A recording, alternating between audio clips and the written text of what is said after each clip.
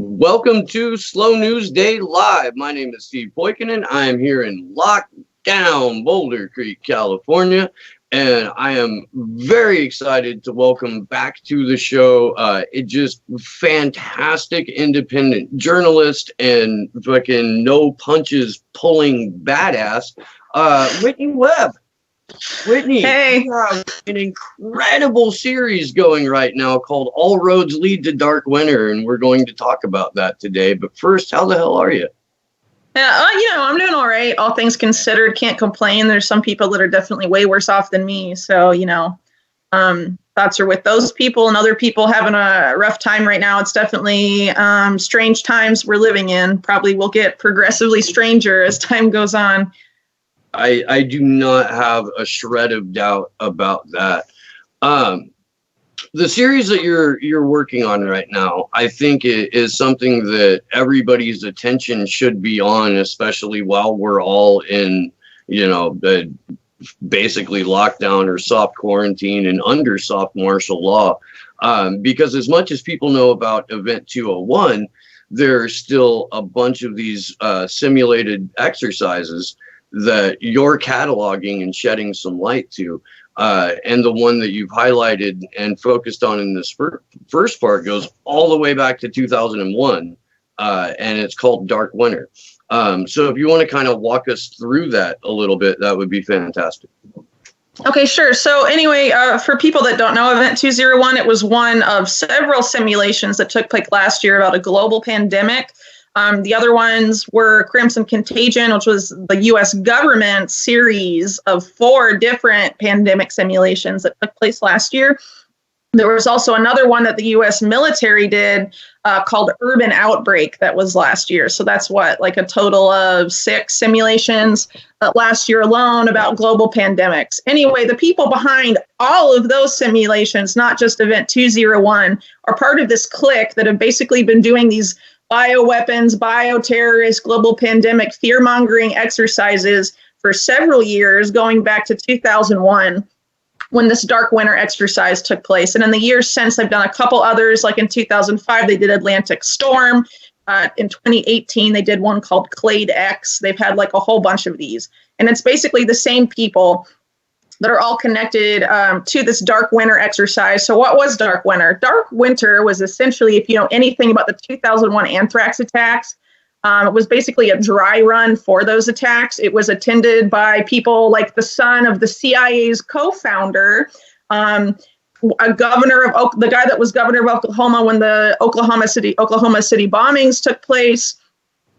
You have a bunch of other individuals very well connected to government in the military, former CIA directors, and then member of Project for a New American Century, James Woolsey. You also have a former FBI director. I mean, these are like really well-connected people, mainly well-connected, of course, to military and intelligence.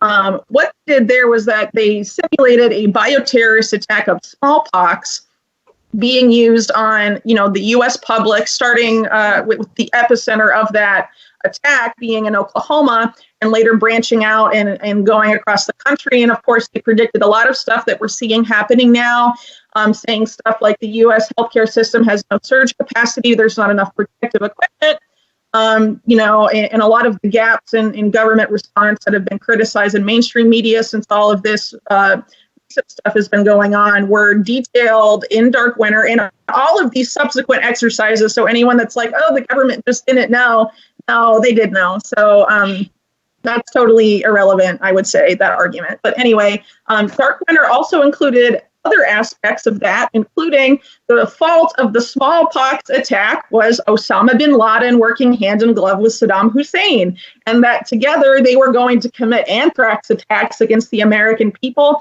They were going to mail letters with anthrax to members of the media and politicians. And lo and behold, 3 months later, all of that actually did happen. And the people that participated in Dark+Winter had foreknowledge of those attacks.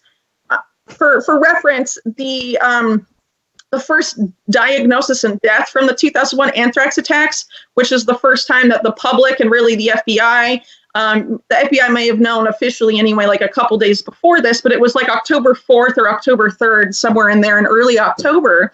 a guy that participated in Dark Winter, who is a total spook, in my opinion, is a guy named Jerome Hauer.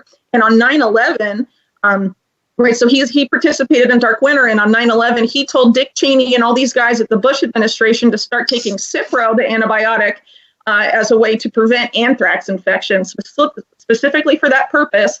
Then in the immediate aftermath of 9/11, before any of this anthrax, the anthrax attacks were even known to the public, you have people like Jerome Hauer, people like James Woolsey, who was also at Dark Winter, all of the PNAC neocons going on national TV and saying there's going to be an anthrax attack and it's going to be Saddam Hussein and Osama bin Laden. And there was also a coordinated media push when the attacks actually began to blame those attacks on Saddam Hussein and Osama bin Laden working together as justification for the invasion of Iraq. However, if you actually know what happened with that investigation, you know, one, that the FBI investigation was a total cover-up, to the extent that the FBI's lead investigator of that investigation not only left the bureau, he filed a whistleblower lawsuit saying the whole thing was a sham and he was obstructed by, you know, people at the very top, and wasn't allowed to find out who really did the culprit, and that they pinned this on a guy that was a U.S. military research scientist because it was proven without a doubt that the anthrax used in the attacks came from a U.S. military lab, period. It wasn't a foreign source, it was a domestic source. It's one of the more, at least now, underreported or forgotten about incidents that happened out of that whole 9/11 mess. I was in my early 20s for it, and I remember all of this really well. I remember Richard Pearl coming on TV that day and saying, look out for what? He said something to the effect of like, well, what if the plane was full of anthrax? And like, just that was Donald Kagan too. Immediately. Yeah, Donald Kagan was another one of those PNAC guys and neocons. The day after 9/11, he was like, oh, 9/11 happened, we need to invade Palestine. And then he was like, oh, and the hijackers had might have had anthrax on that plane. What do you know? Yeah, it's insane. Yeah. Jerome Hauer was CEO or on the board of a company called Kroll Incorporated, which provided security for the Twin Towers. And he was managing director of Kroll on the day of 9/11. The guy that runs Kroll is a guy named Jules Kroll. You may have seen his son, Nick Kroll, on Comedy Central and other places like that. Yeah. So anyway, Kroll Inc. Has for a long time been informally known as the CIA of Wall Street, but it actually has been accused by foreign intelligence agencies of actually being a front for the CIA. And they were involved in counterintelligence investigations against targets of the U.S. government, including Saddam Hussein of Iraq. They claim that they're like corporate investigators. They were also responsible for reorganizing Enron after its collapse. I mean, they're like super well connected and shady. But anyway, so Jerome Hauer was managing director of Kroll Inc. on the day of 9/11. He was not at his office the day of the attacks, and he made himself available for TV media appearances, where he immediately said Osama bin Laden was to blame for 9/11 before, any investigation, whatever. And he was already setting up the narrative, also claiming that all of the towers, including Building 7, had been, brought to the ground by fires. And what's interesting, too, is that the Office of Emergency Management of New York City, the fact that office was in Building 7 was actually Jerome Hauer's idea, because he used to lead that office. And there's a 1999 New York Times article talking about Hauer and his position and his office there, where he kept all these trophies from all these building collapses he'd overseen, and that he was totally obsessed with building collapse. And if you've ever seen a video of what happened to World Trade Center 7, I recommend you watch it. That building on 9/11, because of office fires on a couple floors, falls into its own footprint in 7 seconds. And the guy... It's just crazy. We just had a several year-long study put on by the University of Alaska Fairbanks that architects and engineers for 9/11 Truth finally published the conclusive results, which corroborated their evidence going up over the course of this research about Building 7 and how it had to be a controlled demolition. And yet we still get these people who are trying to run with the official narrative. Even in 2020, there are people who will tell you that, okay, of course the Bush administration lied to us about a lot of stuff, but guaranteed they told all of the truth as it exactly happened on this one thing. It is just phenomenal, the mental gymnastics that are involved in trying to prolong one of the biggest conspiracies in American history.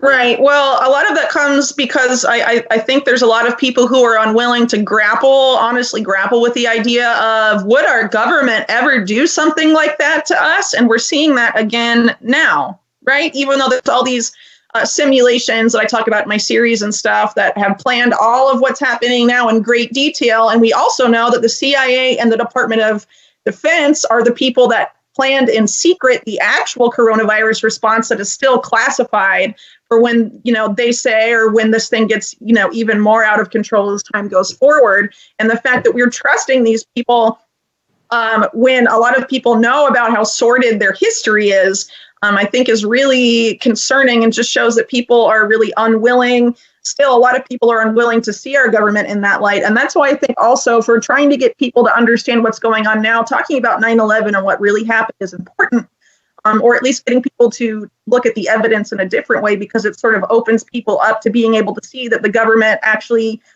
what crazy shit like this to people in order to justify policies they normally wouldn't accept, like the Patriot Act or wars abroad. And we're seeing now, under the guise of coronavirus, the Department of Justice, for example, pushed for the right to indefinitely detain Americans, something that William Barr, the Attorney General, was pushing for months ago, before coronavirus was even like a thing known to anyone. And when he was setting up the pre-crime program that's called DEEP, that the FBI has been running. Before then, he was saying that needed to be implemented because we had to stop mass shootings before they strike. Now the Department of Justice is saying, oh, it's because of coronavirus. That is they're very obviously using the tactic where they're trying to tack on this policy they want to implement for ulterior motives onto whatever Americans are most scared of at the moment. All right. So that's not just true for indefinite detention. That's true for a lot of this other shit they're trying to push through also. There's no question about that. And my hat's off to you for being one of the few people in independent media who reported on the pre-crime division. I was screaming about it when your article came out, and like nobody picked it up and ran with it. No one picked it up. Yeah, I know. Ron Paul's Liberty Report republished it, and some of the people in like Lou Rockwell and in those other sites that are sort of in that Ron Paul media sphere, also they did report on it after I brought it out. But really beyond that, I didn't really see anyone talk about it. And that is really unfortunate. I've also noticed too in independent media, there's a lot of people that are unwilling to challenge the official narrative of some of what's going on right now. And I think that's because, not unlike what happened on 9/11, there's a huge emotional response to what's going on. There's a lot of fear and there's a lot of panic like there was after 9/11. And if you were one of the people closer to the date of 9/11 that was questioning that narrative, you got a lot of shit piled on you. It was not easy to question the narrative. Even now, it's not easy to question the narrative, even though it was 20 years ago, but it's a little easier, right? So we need to keep in mind that type of, mentality when we're looking at coronavirus. And if you're, going to attack someone who in good faith is questioning what the government is telling us, you need to think about, are you, responding that way because you're coming from a place of fear and you're being, emotional about it? I mean, I honestly think that's the case in for some people for sure. But the more we try and prevent, honest discourse, questioning the narrative, the more of a disservice we are doing to ourselves, trying to find out what's going on right now at a time when we still haven't been mass deplatformed from social media, and we can still, reach people through the conventional means that have developed in recent years. I think it's really important that, we try and facilitate an environment where questioning this stuff is, at least accepted and not just shut down immediately. Because, if Google's trying to shut down debate on it immediately, why are we helping them? You know what I mean? I don't want to help those guys in their narrative control. Yeah, and while this show does go out on YouTube, it's also going out on a handful of other more decentralized platforms, and I can't wait till I walk away from YouTube for good, because they demonetized Ryan, the Last American Vagabond, they demonetized Jason Burmis 3 days ago. I had him on to come and talk about it. I'm certain that I'm on the list for, slated to be demonetized. I'd spend my entire time on this channel making sure that people have access to information outside of the narrative. That's what this is all about. I want to jump to Dr. Tara O'Toole for a minute, because not only is she featured heavily in your article, she is currently a central player in what's going on with this COVID-19 response, and she is a spook's spook. Yeah, well, she wasn't always obviously a spook. She spent a lot of time in academia and running these biosecurity centers at top universities, including the University of Pittsburgh and Johns Hopkins. And she actually used to lead the Johns Hopkins Center for Health Security. She also served in the Clinton administration under the Department of Energy, which was then led by Bill Richardson, Epstein pal, and then later became the top Homeland Security official for biodefense under Obama, right? And when she was appointed by Obama, there were a lot of people that criticized her and basically said this woman is as insane and as paranoid as Dick Cheney, and like, and is ostensibly like a Democrat, whatever. So anyway, this lady, Tara O'Toole, was one of the main authors of Dark+Winter, and has been intimately involved in a lot of these exercises that have happened since. The one I mentioned earlier in 2005, that was global, basically a pre-event 201. That was in 2005 Atlantic Storm. She was behind that. Clade X, which is the one in 2018. She basically ran that and designed it as well. And Event 201 was led by her, the other person in her tag team, really. They often come in pairs, Thomas Inglesby, who now, after O'Toole left, to join In-Q-Tel, the CIA's venture capital arm.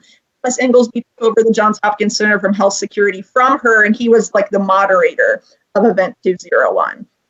So anyway, Tara O'Toole is interesting now because since she joined In-Q-Tel, she has been publishing papers and moving money towards surveillance solutions to fight pandemics, right? So like they've been justifying and pushing for these surveillance systems that they say are about healthcare and all this stuff. Instead of national security, now it's like public health, right? So the person that was really instrumental in making that change was O'Toole herself, who at In-Q-Tel, as I said, published these papers. And because, In-Q-Tel is like the venture capital arm, they invest in startups and they invest in companies. She's been helping funnel money towards the development of that. And there's a lot of overlap with some of these companies that were cited in this recent Politico article, where it's talking about how Jared Kushner is basically the guy that's helping bring this quote unquote public health surveillance system into existence. And a lot of the companies he names there either participated in Crimson+Contagion last year, have In-Q-Tel funding, or have ties to the same network I really lay out in my series, because the same names pop up over and over again. And it's not just that these people have ties to the military industrial complex, or they have ties to intelligence. They also have ties to the private sector companies that are offering the quote unquote solutions and the cures for coronavirus, and have previously offered them for other past pandemic scares, and even, so quote unquote health solutions to the opioid crisis. And one of those companies I talk about in great detail, it's basically what part 2 of my series is about, which will be up later today. A company that's now called Emergent Bio Solutions, previously called Bioport. Jerome Hauer is on its board of directors, and is going to profit handsomely from all the coronavirus cures, 4 of them that this company is backing, and they have gotten a bunch of government backing and money to do it. And interestingly enough, the part of the Department of Health and Human Services, HHS, that is in charge of handing out that money is a guy named Robert Kadlec, who also participated in Dark+Winter, and was one of Bush's biodefense advisors after 9/11. Also has really close ties to DARPA, the NSA, and Senator Richard Burr, who was recently caught insider trading over insider trading with coronavirus, and he was actually at the meetings that he used to base off those that prompted him to do that insider trading were meetings that were led by Kadlec and CIA officials. So, this is all just very interesting, the extent of the interconnectedness between these players. It's just really crazy. I'll be laying out more of Kadlec in probably part 3 of my series, and hopefully part 4 will be, O'Toole and Inglesby and their ties specifically, but really just like the same names keep popping up. It's Hauer, O'Toole, Inglesby, this guy named D.A. Henderson, who was basically the mentor of O'Toole and Inglesby, and who founded this Johns Hopkins Biosecurity Center anyway. And he actually used to work for the World Health Organization. So you have like all these ties to a lot of the big players that are, basically leading government response now. I mean, obviously there's some players that I left out that I'm not going into in the series, Bill Gates or Dr. Fauci and people like that. But actually Vanessa Beeley, who is amazing, is going to be doing an expose on that side of it. And hopefully she and I at some point in the future will be able to sort of piece my series and her series together in a way that people can hopefully understand, because it's really complex, all these names and trying to map out their connections. It's like kind of hard to follow. So we're, going to try and find a way that, to make it a little more easily digestible for people, maybe visually map it out. We'll see. That's fascinating. I look forward to that. Henderson is one of those names that's mentioned in the 2010 Rockefeller Foundation and WHO and Johns Hopkins simulation lockstep. And this is yet another one of those simulations that maps out the transition to a post-pandemic police state. And we're living it right now. We're with all of the information coming out about the COVID cures. We're living in the real-time prequel to V for Vendetta is basically where we're at. Man. Yeah. It's just remarkable when you go and you look through and you read your report and you start seeing it all just stack up from 20 years in the past leading up to this exact moment. I'm really, really grateful that the information is coming out. I'm hoping that it starts getting into more hands. How have your interviews been? Are you getting, are you staying busy talking about this and informing people about this, or are you buried in your next several, I guess, parts of this series? Well, it's interesting. I thought this series, especially part one, was just, the information was just as impactful and important as my Epstein series that went viral and got a lot of attention. But in terms of interview requests for this recent series, it has been way less. And I think that's because a lot of people are not comfortable challenging the narrative about aspects of coronavirus or talking about these simulations. And, I do bring up 9/11 stuff and I bring up the Anthrax attack. Some people are not comfortable revisiting that. I'm not going to name any names, but, some people were okay with me talking about Jeffrey Epstein and his ties to intelligence, but they're not okay with me talking about this. I don't know. I think it's all equally important. And there are, tie-ins between Epstein and what's going on now to an extent. If you look at people like Bill Gates and the type of science that Bill Gates has been into, including, his claims 2 years ago, oh no, there's too many Africans and stuff like that. And that this is the guy we're going to trust to make a vaccine. When he was friends with someone like Epstein, and even mainstream media reported that Jeffrey Epstein's interest in science was centered around eugenics. And then Bill Gates' former top science advisor was the backup executor of Epstein's will. I mean, you don't name someone to be the executor of your freaking will unless you know them really well and you like them. You know what I mean? And you trust them a lot. Also, people also forget that Epstein's planes were tagged with In-Q-Tel-owned fucking flight numbers. They're registered. At least one of Epstein's planes was registered to In-Q-Tel. Well, I don't know if I saw that, but I know that he shared tail numbers with DynCorp in the State Department. That was in the early 2000s.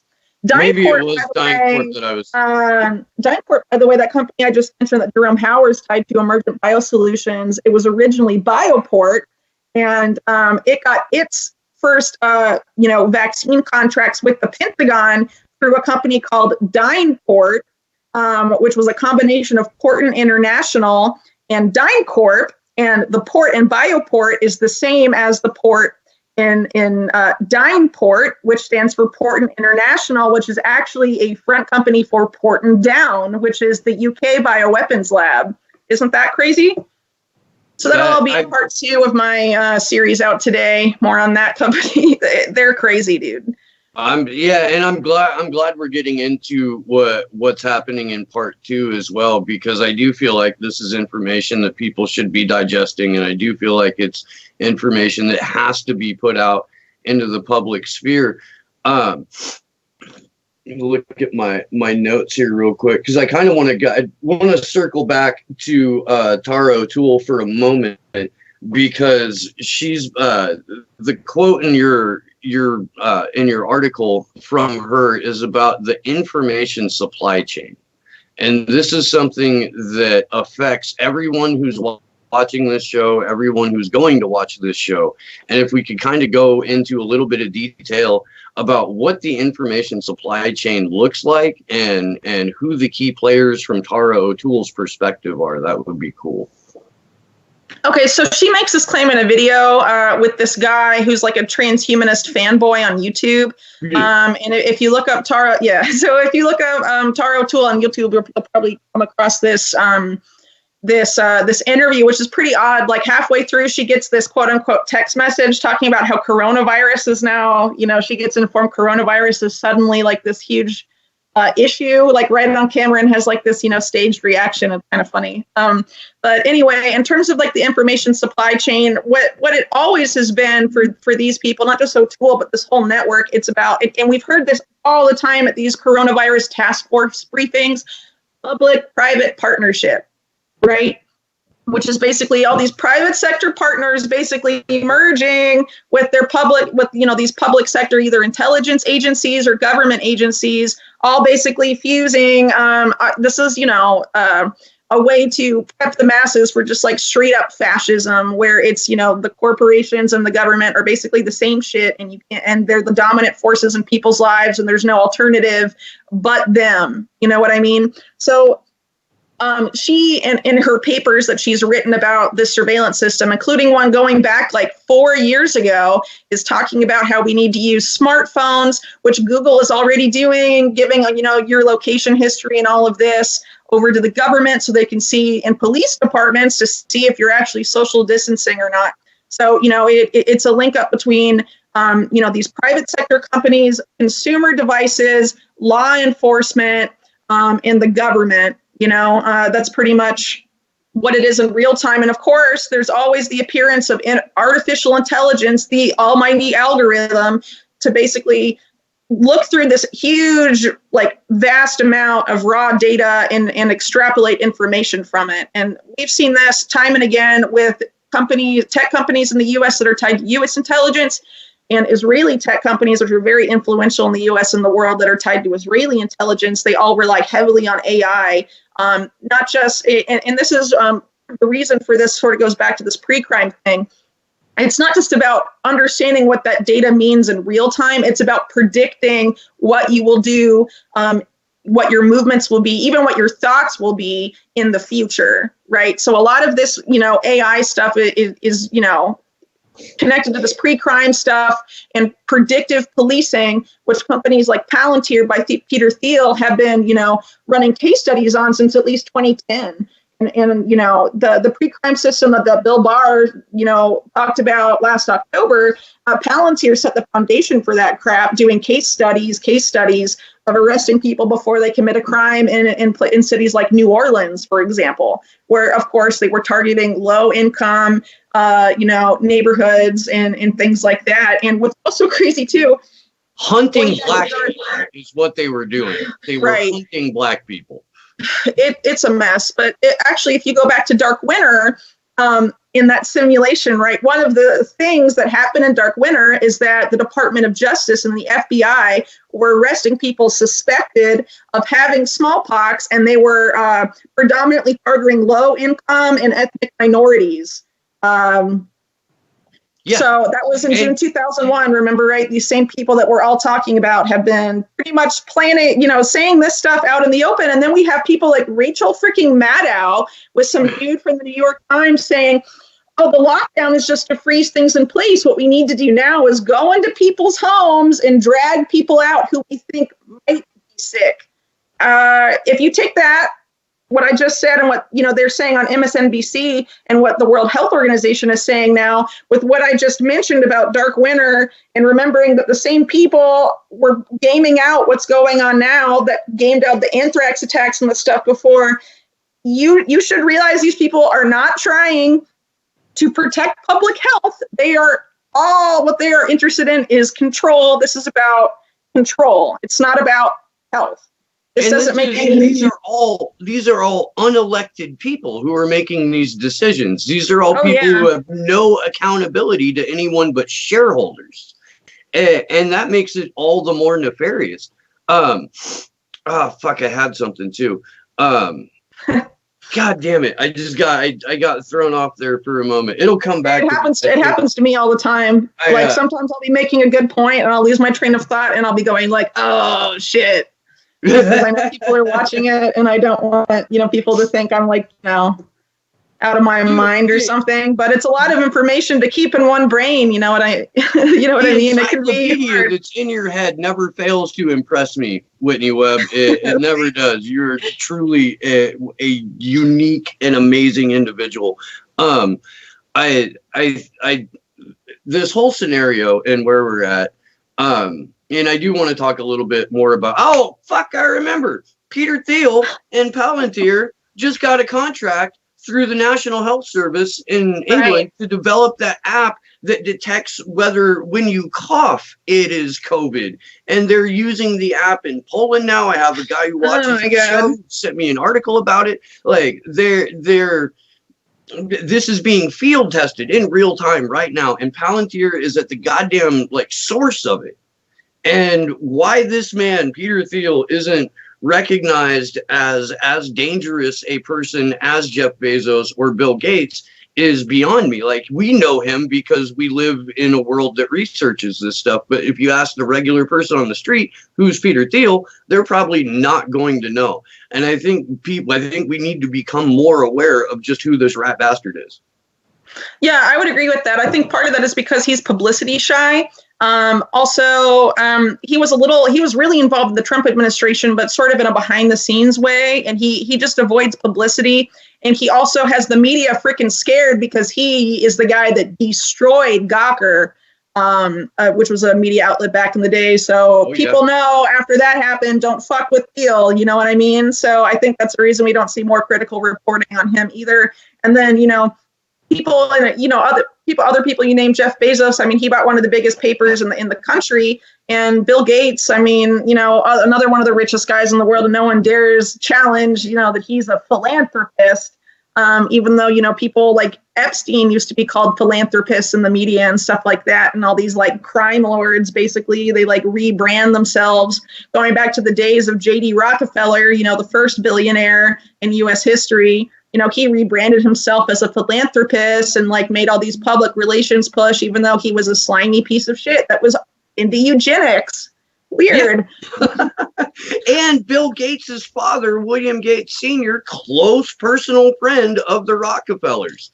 Yeah, you've got, the idea that Bill Gates is somehow this self-made man who came up with Microsoft in his garage. The rehabilitation of this guy has just been absolutely tremendous. The amount of money they rehabilitated George W. Bush with puppy paintings and failed poncho wearing attempts. And you can brand a war criminal and a crazy dude with anything these days. You know what I mean? It's not hard. All you have to do is, if you're the CIA, is call up Ellen and tell her to rehabilitate a war criminal, and she'll jump at the opportunity. That was one of my personal favorite revelations in WikiLeaks in that drop, was that Ellen DeGeneres 100% asset to the CIA. And you look at the people who have been on her show and what she's done to the causes she's promoted, and it crystallizes immediately. Bill Gates, man, people forget that he was involved in that fucking giant trust lawsuit. And that's really when the rehabilitation of Microsoft began, because Microsoft was looked at as the biggest, baddest, worst, single most manipulative tech company on the planet. And the master stroke of genius that was Jobs and Wozniak was to vilify Bill Gates 100% of the time while surviving off of slave labor.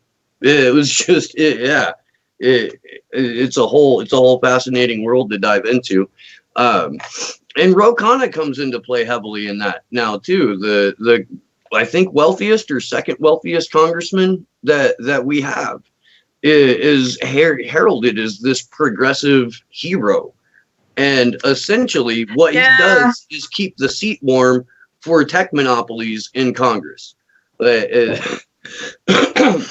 I'm rattling on a little bit. No, it's okay. All good points. I mean, there has been, a concerted effort to try and elevate and push up certain people as progressive when they're clearly not progressive. AOC is a really good example of that. Ro Khanna is another one. Pretty much all of them suck.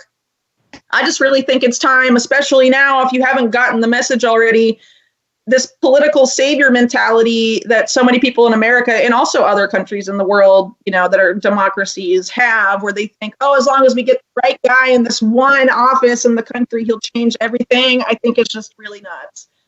And obviously not working, and we have to move away from that. So every time they're like ponying up some guy being like, here's our new progressive champion. No, if you're yourself a progressive, you want to see progressive values, that shit needs to go from the bottom to the top, not from the top down. And that's true for libertarians or anyone that feels like their politicians don't represent them, which should be the majority of the country. It has to come from the bottom and then go up. It's not going to come from the top down. And we've seen this time and again. And if you're not getting it with how rigged our political system is, I feel bad for you at this point. It should be really obvious.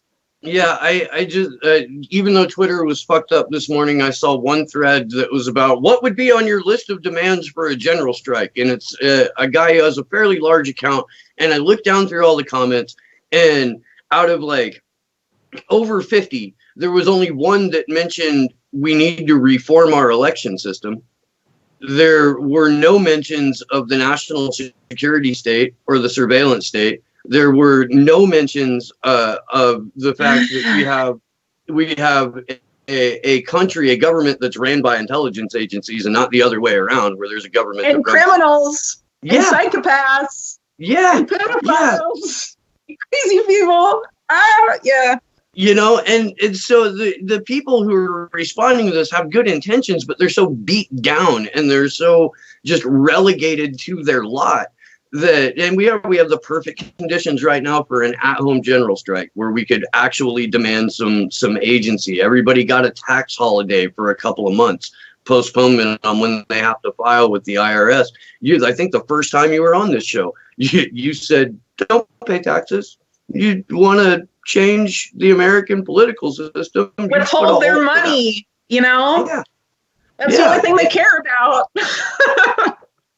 And I've been trying to carry that message forward from the time that I heard you say it. And it is easier for you as an expat to say that, but now we've been presented with the opportunity to do it.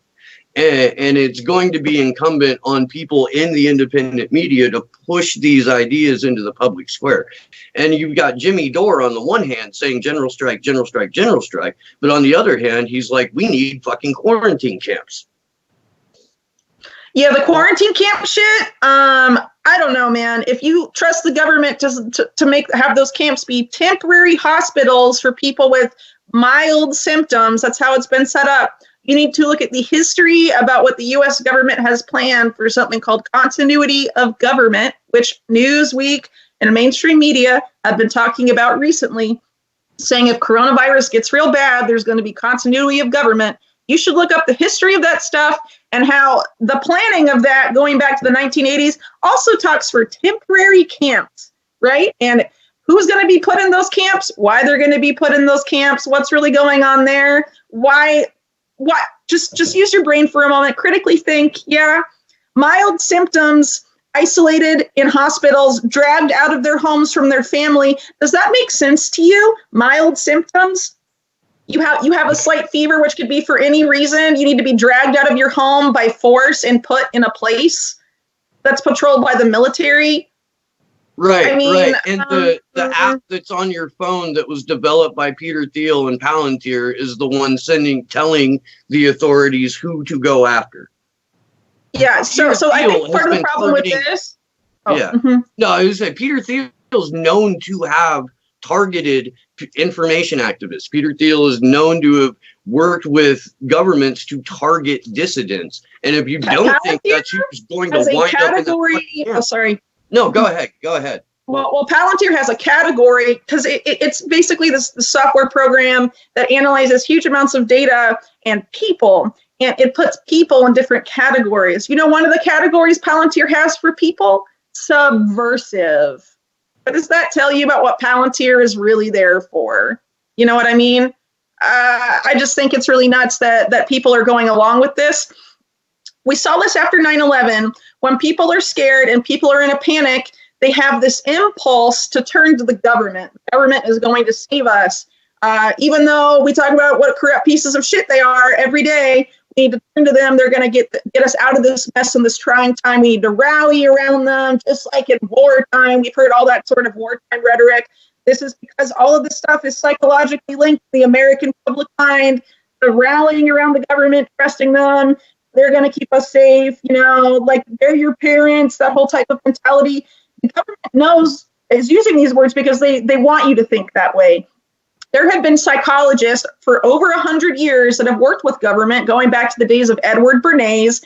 Please look him up and watch a documentary by the BBC called Century of the Self that's all about Edward Bernays. There are people, beginning with Bernays, and over the past 100 years have gotten tons of government money to study how to manipulate the psychology of the masses for the benefit of the few to maintain the current system that benefits the few and fucks over the many in place, right? Oh, yeah. That is why they're dropping all of these buzzwords. That is why they keep comparing coronavirus to 9/11. They want you to be scared. They want you to be traumatized. Why? Because when you are afraid and when you are in a panic, you do not make smart decisions. You make impulsive decisions. You relinquish your agency and your power to the government. And the government knows you will do this, and they have had these plans in place, like I was saying with Bill Barr's pre-crime program, well before coronavirus, and they just tacked on the reason, the justification for why they need it to whatever Americans are most afraid of at the time. Now it's coronavirus. Before it was mass shootings. Before that, it was terrorism, right? Let's take an example at 9/11. What were the solutions that were, pushed upon us at 9/11? The Patriot Act. The Patriot Act and all these wars abroad make us safer and stop terrorism? No, they made Al-Qaeda stronger than ever. Now the U.S. government openly funds and backs Al-Qaeda in Yemen and in Syria and in other places around the world. Obviously, if you think Al-Qaeda did 9/11, why would the U.S. government do that? Do you want to write that off as incompetence? Do you want to write off all these simulations about how to fuck over the American populace during a pandemic as incompetence? They didn't know what was going to happen and they're just bumbling idiots. They know exactly what they're doing. They've planned this for decades and now it is all going live and they are fucking us over royally and people are taking it. They passed a bill that they called a relief bill and it was 4 times the 2008 Wall Street bailout and they called it relief to the public. Relief with a $1,200 check that we're loaning ourselves on next year's tax credit. Like that, it's not even money that was just freshly created by a few keystrokes and delivered to the Federal Reserve to then implement through keystrokes to other centralized banks. It literally comes out of next year's tax credit. It's an advance on our own money to get us through a period of lockdown that we had no consent for, that we didn't vote for, that we had, no say in whatsoever other than, okay, I guess I'll just stay home then. Like, and we see this where we're using our response based off of the numbers that came out of Italy. Like, that's basically what's dictating, or at least publicly, that's what's being said. Is we've got to look at the Italian model for this and how they dealt with it. And suggestions become mandates really quickly here. We think you should wear a mask. We're suggesting you wear a mask. Now it's mandated in a number of municipalities. Which, by the way, the whole mask thing is a completely different clusterfuck. It's kind of funny though. I mean, I'm not in the US right now, but I live in Chile, and there's people that have been wearing masks when it was first suggested. Now in some places, like you said, it's mandated. They sort of tiptoe it. But there's a ton of people that will wear it, and then when they come next to someone to talk, they pull the mask down because it's uncomfortable to talk in them, and they pull it down and they wear it like a beard. Yeah. But obviously, why would you have a mask? Why are you using a mask if when you're the closest you are, you're going to be to someone else and you're talking to them, that you're going to pull it down? I mean, it's just like to make them think that they're safer than they are, It's just... Well, it's cultural conditioning is what it is. And it's a social experiment on a grand scale. And this also goes back. It's like airlines after 9/11. Will you let the fat, nasty DHS dude pat you down and let him touch your junk and sweep under your boobs? Like, are you cool with that? All right, cool. And now everyone's used to it, and it's like, oh, it's just part of going to the airport. Whatever. So they're just going to keep going. They are so emboldened now by all of what's gone on. I mean, that's why now they're saying, oh, you know what? We might invade Iran. Oh, we're going to navally blockade Venezuela. You know what I mean? Coronavirus. Yeah. No. And by the way, there's the narco traffickers. Yeah, there's a $15 million bounty on Nicolas Maduro's head now, and it's just it's an excuse manufacturing machine. And they've made it so the conditions are perfectly right for them to be able to take multiple advantages over not just us as American citizens, but take advantages over expats and people who are in countries that are on our shit list. Venezuela being right there at the fucking top. Then again, they've got Elliot fucking Abrams running that show. Elliot Abrams, who should have been rotting in The Hague for the last 35 years. Yeah, well, so many people don't remember what Elliot Abrams did. I think that's part of the issue, that people have a short-term memory. A lot of Elliot Abrams' worst crimes happened in the 1980s, so that is way far too back for a lot of people. And a lot of people, even in the U.S., even in the 1980s, had no idea what the U.S. government was supporting in Central America. You know what I mean? People that look into that are horrified. But it's an ignorance issue, I think, on a big scale, and also the fault of media for intentionally running interference for these people and not reporting on them. Sorry. No, it's okay. I did an entire show on an essay that I had read called 3 Cheers for Socialism. It was written by a Christian socialist. I wasn't really familiar with that branch of socialist thought. But there were a number of very good points in it. And one of those was America is the most propagandized country in the world by design. We are a country that, as a rule, doesn't know our own history, let alone the history of other countries. And that creates a very malleable mindset among the citizenry, where if you just feed them enough propaganda, that's going to become our history. It's going to become the way that things have always been. There are still people that talk about World War II like it didn't happen on purpose and couldn't have been avoided with, aware and active. Yeah. The same for Vietnam. I mean, it's just, and now here we are. The war in Afghanistan is old enough to join the army and go to war in Afghanistan. The war in Iraq is old enough to legally drive and almost volunteer for the military. And we've got, I have a theory that's going to become a book, and it's called Manufacturing Confusion, because consent was manufactured by the time the ink was dry on the Patriot Act. And now what our establishment media does is manufacture confusion, and they've got all these all these counter reinforcing narratives that all basically come to the same conclusion, which is we need to bomb Iran, or we need to go to war in Venezuela, or China.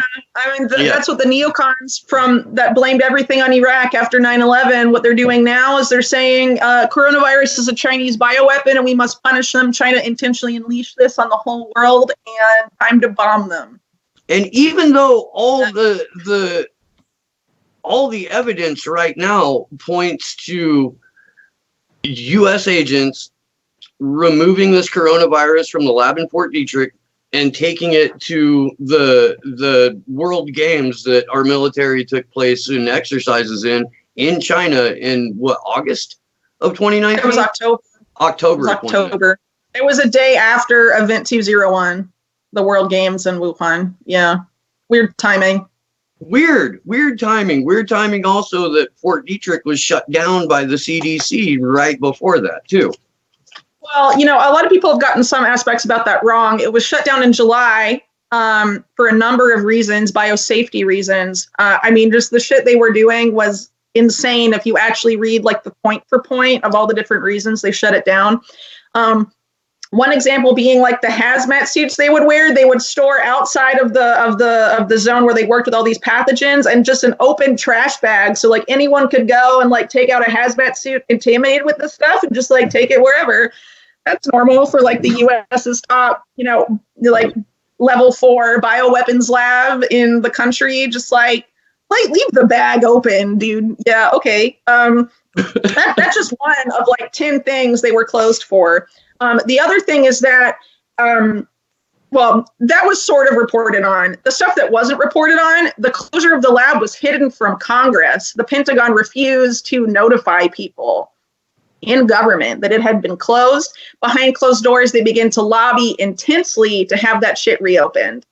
It was reopened in November before the problems the CDC identified were fixed. It was partially reopened, but it wasn't made clear which parts were reopened. The day after it was reopened, it got leaked out to like the local paper near Fort Detrick, the Frederick News Post, I think it's called. That last year, that lab also had 2 different breaches of containment. And in the document, there was an internal Army document that this news organization got. The pathogens that had this breach of containment were redacted, so no one knows what they were, and no one knows what the nature of the breach was, and the Pentagon won't tell anyone. I think that's really weird. But one thing about the bioweapon, I don't know if it's a bioweapon. I talk about my series stuff about Fort Detrick. Fort Detrick has a really shady history, not just of biosafety lapses, like what happened last year, but historically. And we're also alleged to be the source of the Anthrax attacks in 2001, right? So that definitely is cause for concern. If you believe it's a bioweapon and you look at the evidence of China versus the US, a lot more fingers point to the US. A lot of the shady research studies that were conducted that have been used as evidence for it being a bioweapon, they were actually jointly conducted by China and the US, funded by both the Chinese and US government. Also at Event 201, the Chinese government and the US government both participated. We were talking about the Rockefellers a little earlier. James Corbett has a really good video about Rockefellers and Chinese leadership in the Chinese Communist Party going back to the 70s when Henry Kissinger opened up China. Anyone that wants to go down that rabbit hole, if you're in quarantine and looking for something to do, I recommend that. And you can, think about what's going on there. Also, it's worth pointing out that PNAC, Project for a New American Century, they had this document that like predicted 9/11 that some people know about, called Rebuilding America's Defenses. There's a bunch of other weird shit in there too. Like that's the document where Space Force comes from. Trump's Space Force, how like MAGA people think that was like Trump's idea. Actually, the militarization of space was talked about by these crazy neocons rebuilding for America's defenses, and now Trump is implementing that for them. How nice. It also talks about creating genetically engineered bioweapons that target specific races of people, which is insane. And even if this isn't a bioweapon, the fact that these PNAC people are still influential and some of them are in government and they're openly talking about making bioweapons to destroy entire races is insane. And if you look at the US military, DARPA, what they've been doing in recent years, is they have done these experiments on human DNA and genetics and creating bioweapons on genetically engineering insects as a bioweapon to take out people's food supply. That's called Insect Allies. So, that's something that came out about DARPA and bioweapons recently. But they've also tried to use extinction of a specific, ethnicities. That's something DARPA researches as well. So even if you don't buy the whole bioweapons thing, because I'm actually personally, even though I've written a lot about it, like on the fence now, I don't really know if it is or not, but that's definitely a narrative that's being put out there. And I think people should, engage with the information and come to their own conclusions. But what is essential, regardless of if you think it's a bioweapon or not, DARPA is behind pretty much every single coronavirus vaccine currently in development. Even if they get funding from Bill Gates, and a lot of people are talking about that, what they're not telling you is that a lot of these companies have deep, shady ties to DARPA.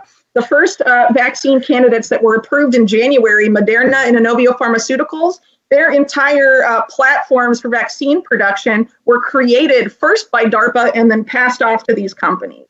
Okay, and both of those vaccines are not traditional vaccines. One of them is an M messenger RNA vaccine. The other one's a DNA vaccine. They don't actually involve like dead pieces or inert pieces of the virus or whatever is the pathogen in question.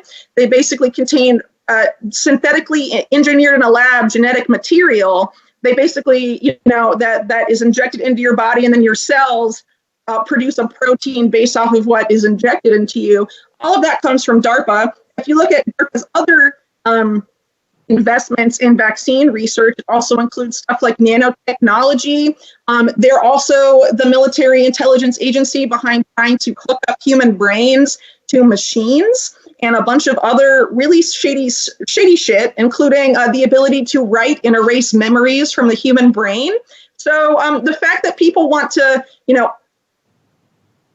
support these coronavirus cures that are linked to an organization like DARPA, I think is super naive and really dangerous, because if DARPA is researching all of these things in tandem, which literally is like a combination of Skynet and genocide, why are we going to trust them with the quote unquote cures for this thing? And then the other cures that aren't tied to DARPA are like the company that I'm talking about in part 2 of my series that's tied to this Dark+Winter crowd, Emergent Bio Solutions, who are backing 2 experimental plasma drug treatment or blood treatments, and also 2 vaccines themselves. And they have deep ties to intelligence in the Pentagon.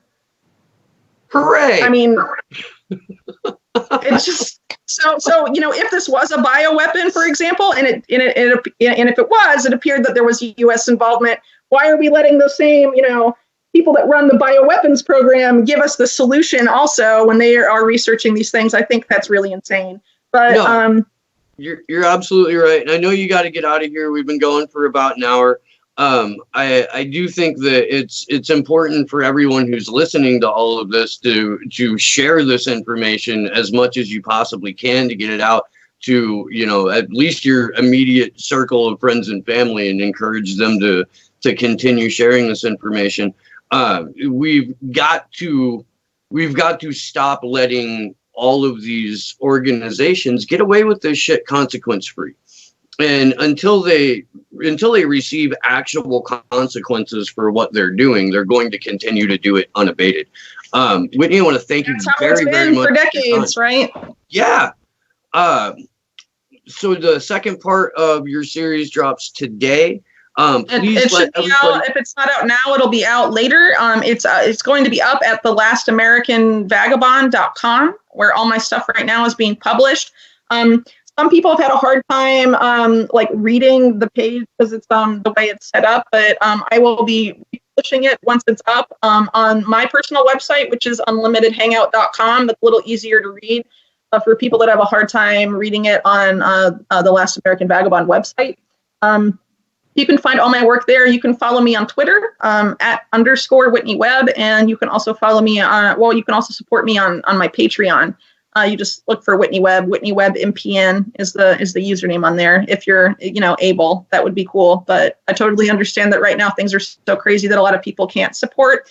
If you want to support me but you can't monetarily, please just share this information around. I work really hard trying to piece all this stuff together. Why I don't have daycare for my 2-year-old, right? So please support me, and if you can, by sharing this information around and getting it to your friends and family, and engaging in the information, using it to springboard conversations about what's going on in this reality that's being created. The price of doing nothing is so much worse than potentially dying of this virus, right? the world that the government is trying to push through. Martial law, a forever technocracy police state. Once that goes live and that total lockdown happens, there isn't the ability to undo it is so hard, and living as a slave to me is worse than dying of a virus, period. I just I hope more Americans feel that way. I know some don't and are fine watching like bullshit on Netflix. Okay, but I hope more Americans wake up and decide, is this what I want for my kids? Is this what I want for my grandkids? Is this what I want for me? Hopefully not. I couldn't agree more. That's going to do it for this particular episode of Slow News Day. I will be back shortly with a brief interview with Mohammed El-Mazi. And the Free Assange Vigil is on tonight at 9 p.m. Eastern, 6 p.m. Central. Please, by the way, Whitney, at some point, if you have time, come on the Free Assange Vigil. We would love to have you. We're doing 3 a week now, and we've kind of got rotating hosts along with the 3 of us. I think it would be a wonderful experience for all of us. Yeah, that'll do it. I will see you guys in a bit. Many thanks to Whitney Webb. I did get a $20 super chat from one of the viewers with instructions to get it to you, so I will make sure that. Yeah, so big thanks to Rob Juno and Jason Gay for the super chats, and we'll see you soon. Good luck to us all.